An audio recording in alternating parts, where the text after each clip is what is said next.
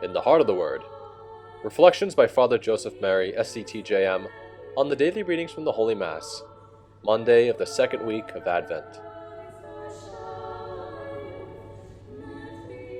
God bless you, dear family. Today in the Heart of the Word, some men bring a paralytic on a stretcher to Jesus. Because of the crowds, they lower the man through the roof in front of him.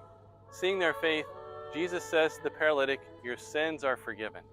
The scribes and Pharisees who are there believe that Jesus is blaspheming. But Jesus says to them in reply, which is easier, to say your sins are forgiven or to say rise and walk?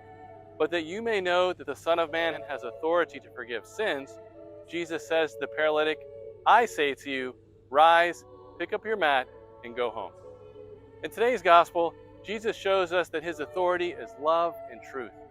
The truth of Jesus pierces into the thoughts and hearts of the scribes and the Pharisees. The love of Jesus grants forgiveness for the man's sins and the strength to stand up immediately because his love totally heals us.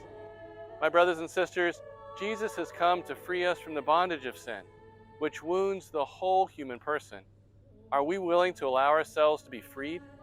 Do we have patterns of thinking that need to be healed? Are there wounds in our hearts that we need to bring to the Lord? Each of us needs the Lord's salvation, and we do not have to be afraid. The authority of Jesus does not condemn us, but heals us and calls us to return home to the Father. With all that we are, let us trustingly place ourselves in the healing presence of Jesus, so that he too can say to us, your sins are forgiven. Rise, walk, and go home. Let us listen to these words of Mother Adela. Jesus set out to give liberty to the captive, to give health to the sick, to give forgiveness and mercy to humanity wounded by sin, so that we can see in him our true image and our highest dignity. All for the heart of Jesus, through the heart of Mary.